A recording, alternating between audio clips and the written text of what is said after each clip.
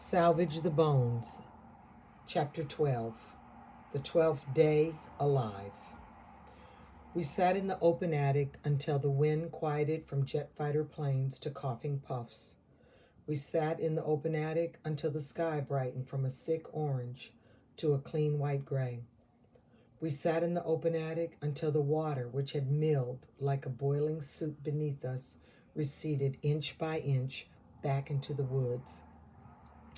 We sat in the open attic until the rain eased to drips. We sat in the open attic until we got cold, and the light wind that blew chilled us. We huddled together in Mother Elizabeth's attic and tried to rub heat from each other, but couldn't. We were a pile of wet, cold branches, human debris in the middle of all the rest of it. I scooted past Daddy, whose eyes were closed as he mumbled against his maimed hand and his good hand, which were folded like he was praying. Past Randall, who still held Junior, who still had his hands over his eyes, to Skeeta. He crouched where the attic's roof was mostly gone, near the front of the long, low half-room, and leaned out into the gaping absence. He looked like he wanted to jump. I touched him in the middle of his shoulder blades. His skin was warm, hot, as if he'd been running, as if the day was blazing bright. He jerked but didn't look back at me as he scanned the boiling water, the trees popping and flying, the old washing machine spinning like a bumper car around the yard, the wind ripping the land away. The wood under me felt wet and spongy, like it wanted to give. I put my legs to either side of his thighs, scooted up behind him, and slid my arms under his armpits and rested my face on his shoulder. I failed her, he said. He blinked hard. No, you didn't, I spoke into his neck. Yes, he said. His voice sounded like a rake being dragged over rocks. You didn't fail us, I said. He shook his head, and his cheek brushed my forehead. The muscles under his jaw were jumping. He started to shake. I hugged him tighter, held him the way I'd embraced those boys I'd fucked, because it was easier to let them get what they wanted instead of denying them, instead of making them see me. My arms had never been so strong. I squeezed with my whole body, I squeezed. I could hold him together, but he jerked so hard it felt like he was trying to shake himself apart, separate at the knuckles, pop loose his ribs, dislocate his shoulders, dislodge his knees, shudder into nothing, a pile of skin and bone and limp muscle. No Skeet. It's going to be all right, I said. The hurricane laughed. A tree plucked from its branches, hopped across the yard, and landed against Daddy's truck with a crunch, stopped short like it had won a game of hopscotch without stepping out of the lines. The sky was so close, I felt like I could reach up and bury my arm in it. Skeeta squinted into the storm, so I looked with him, searching for anything white, anything in the direction that China had whirled away, swimming furiously, barking. Plastic bags, a broken dryer, an old refrigerator. We could see nothing that held heat like China, nothing fighting. The hurricane gusted and peeled back a corner of our house, flung tin with a clatter into the air. It ain't steady now, I said. It's easing up. I could see the living room, a messy doll's house. The trees cracked in protest around us. Skeeta hummed. China, he said. The tractor, which had been buried under the water, peeked its head out, the top of its hood appearing from under the water. When it gets to the middle of the tires, I'm going, Skeeta said. I said nothing, just hooked my fingers together like I could have kept him there in a living chain. When the first slice of rubber appeared over the rolling water, Skeeta started. He was a school of fish in my arms. The wind gusted and the trees clattered. There was a whirling sound in the sky, a whistle that was descending and rising, circling. The hurricane groaned, and it was like hearing a million daddies moan and push back their chairs after eating plates full of fish fried whole. White bread for the bones, beer. The iron at the center of the tire peeked through, and it was eye-opening. Skeeta shot out of my embrace all at once, a school of fish exploding around a rock. "Where are you going?" I asked. Skeeta was already past me, past Randall, in front of Daddy. "Skeet," Randall asked. Junior buried his face in Randall's muddy shirt. Skeeta was at the hole we'd climbed through. The glass in the window had cut his face, his thighs, his chest, and his skin was running red. Then I looked at my arms. Randall, Junior, Daddy, we were all bleeding, all gashed. "Boy," Daddy said. "I got to find her," Skeeta said. "The storm ain't over." Daddy rolled to his side, lifted his knees, and settled again as if he was trying to get more comfortable and find purchase to stand on. But none of us could with the bones of the ceiling folding so low. Skeeta turned in his crouch. All that jumping stilled. He was one animal again, or at least he thought he would soon be. "She's waiting for me," he said, and jumped down through the ceiling, splashing in the water below. "Skeet," Randall yelled. I looked out at our ragged window, the ripped roof, and saw him wade out into the yard, the water at his waist, his head up, his shoulders back, his arms raised, and his hands extended, palms down, inches over the water, as if he could calm it. "Be careful," Daddy breathed, and I watched my brother walk out almost naked, out into the departing storm. He headed toward the pit, the water swirling around him, the broken tops of the trees, the debris rising like a labyrinth up out of the water. He paused, turned his head, looked back at us. I waved through the ruined window. The air was getting cold. He turned and vanished around a tree growing sideways into the maw of the maze. He left a thin wake. When the water left, the front part of Daddy's truck was sitting on top of a smashed gas tank. The lower half was on the ground. All the water that had been in his car was out, and it left a muddy slime on the windows. The yard was one big puddle that we waded, so icy at our ankles, the first cold water we'd felt since the March rains, to the back door of the house, which was blasted open. The screen door was gone. The inside of the house was wet and muddy as Daddy's truck. The food we'd gotten had been washed from the shelves, and we hunted for it like we did for eggs, finding some silver cans of peas. We found top ramen still sealed in the sofa. We put them in our shirts. My hands were pink with Skeeta's blood from hugging him earlier. I washed them in the puddle in the living room. "We can't stay here. We need shelter," Randall grimaced. "Your hand in the water," Randall trailed off. "Who knows what the water had in it?" Daddy shook his head, his lips weak as a baby's. He looked dazed. He stared at his truck, the ruined house, the yard invisible under the trees, and the storm's deposits. "Where?" he said, and it was a statement with no answer. "By Big Henry," Randall said.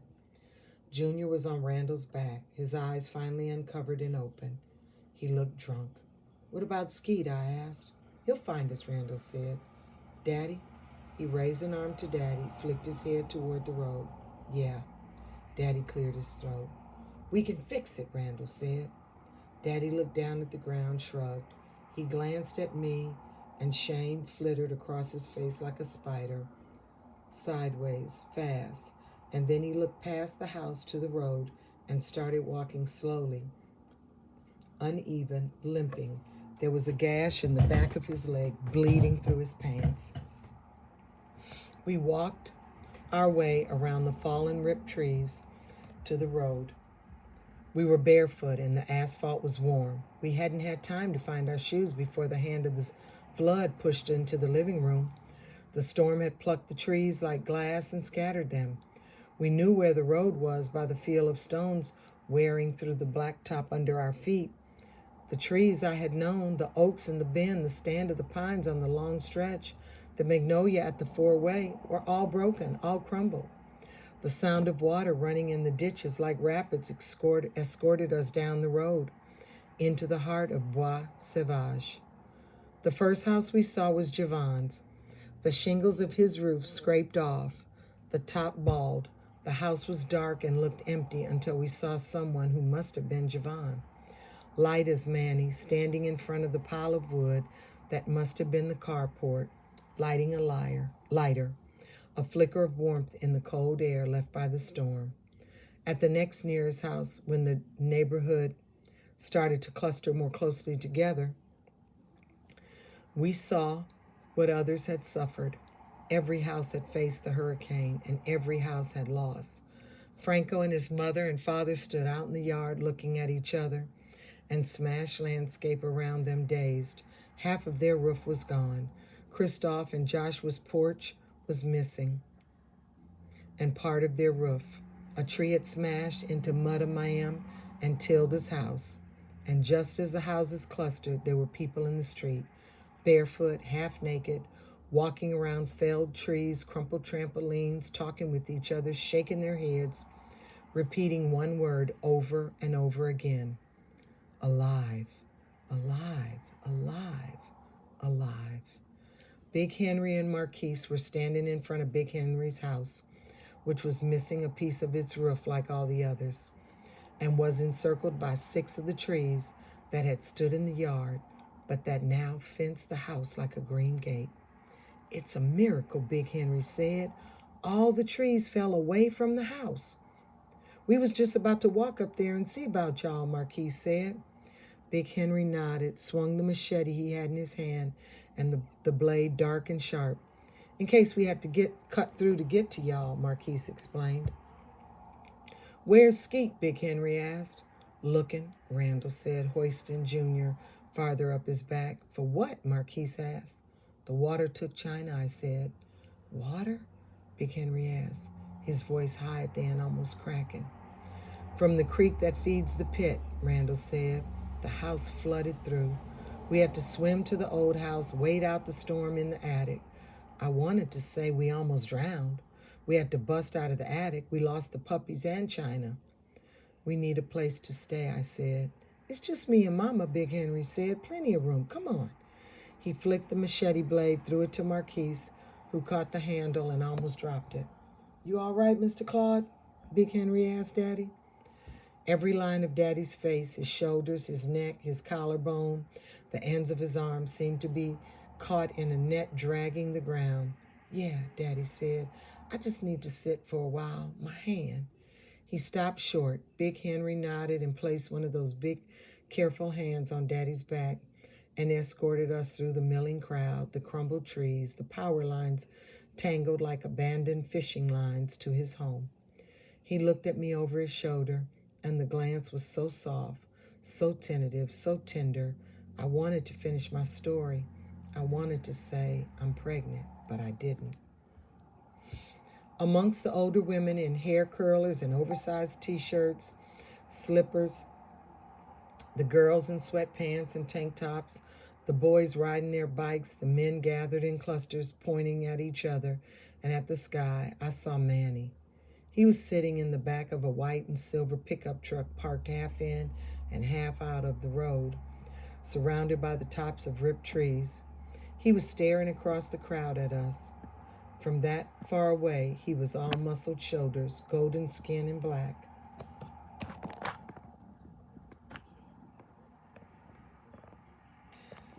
There were wide smears of mud all across his legs, his chest.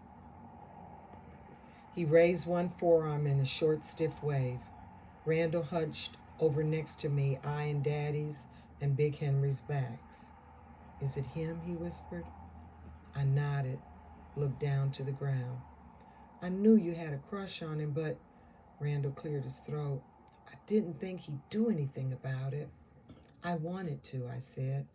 I'm going to beat the shit out of him, Randall said, the words whistling out of him. A girl separated herself from the crowd, sat down next to Manny on the truck, laid her head on his shoulder. Shalia. Manny sat there stiffly beside her, still looking at me, at Randall. Waiting for a wave or a nod or anything.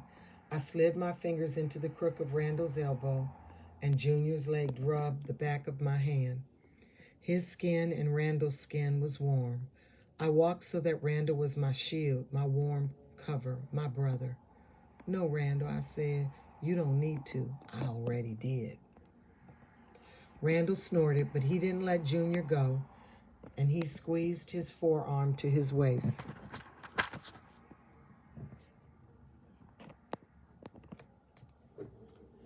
Folding my arms into his, pulling me with him, we walked to Big Henry's front door together. Big Henry's mother, Miss Bernadine, is half Big Henry's size, with wide hips and thin shoulders, and now I know where he gets his careful hands. She settled Daddy onto the sofa in the dark, hot house, unwrapped and cleaned and rewrapped his hand in the light from the open door and the open windows. Her hands were small and quick as hummingbirds and just as light. She made potted meat sandwiches, and when one of her brothers brought over a small generator, she hooked the refrigerator up to it from an extension cord along with a small fan, and this she put in the window in the living room and pointed it at Daddy's face, which was gray and twisted. Marquise had run up to the house to find Skeeta.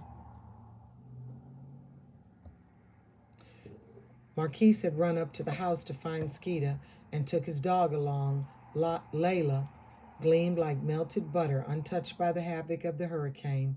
He said when he got to the house, Skeeta heard his dog barking and came out of the woods.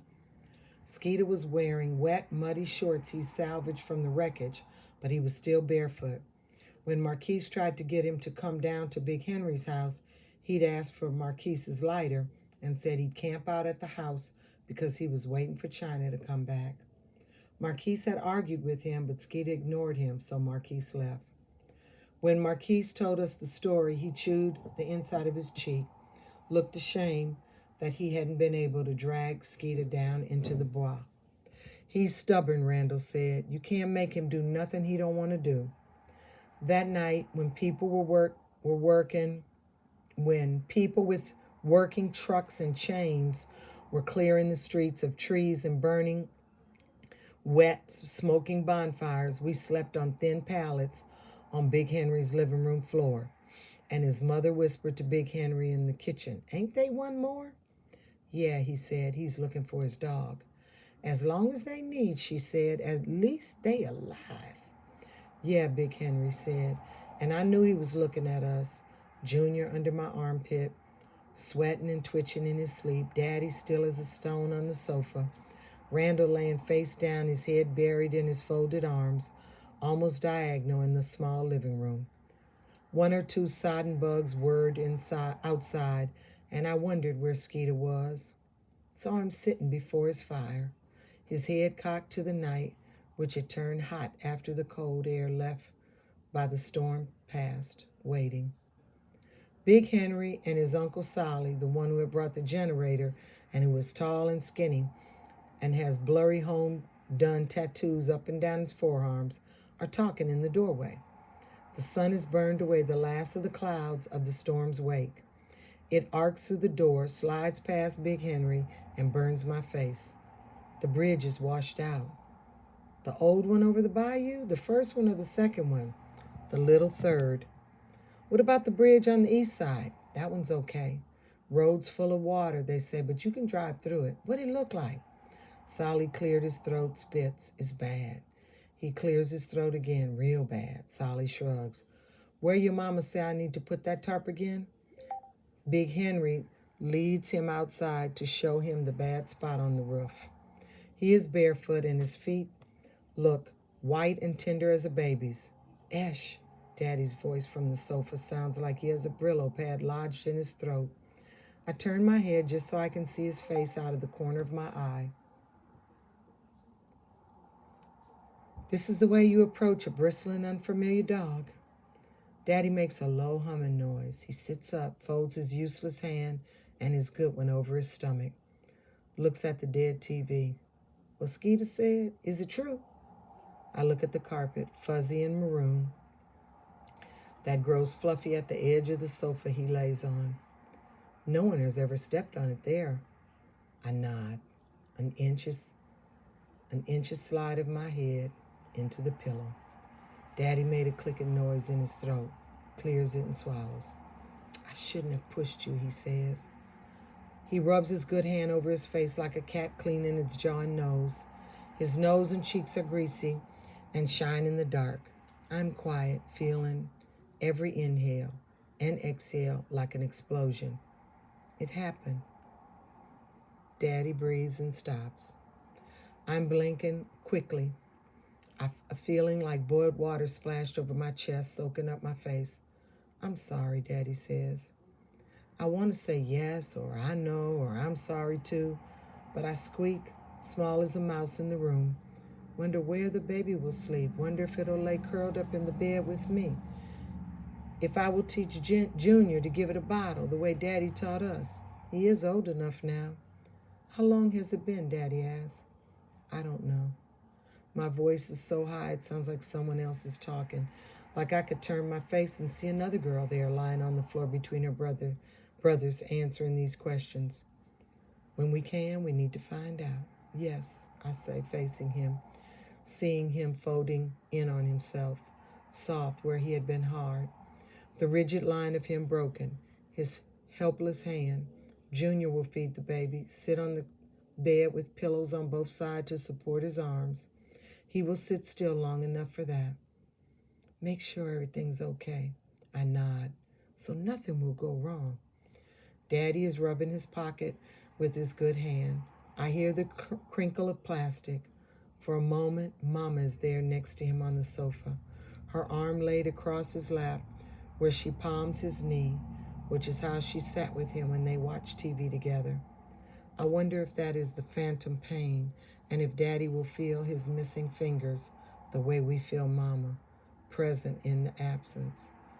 But it is still terrible when Daddy looks up at me again, past my left shoulder to the opening door, and she isn't there. If it is a girl, I will name her after my mother, Rose Temple Baptiste. You want to go to St. Catherine? Big Henry is talking as he walks through the screen door. His pink feet nudges Randall's head on accident, and Big Henry jumps back and rattles the door frame. Randall looks up sleepily. I palm Junior's head and a rub. What? I got gas. We can ride, see what it's looking like. Randall is waking up slowly. He stretches, talks through his yawn. We get back, we'll go up to the house and try to find some food.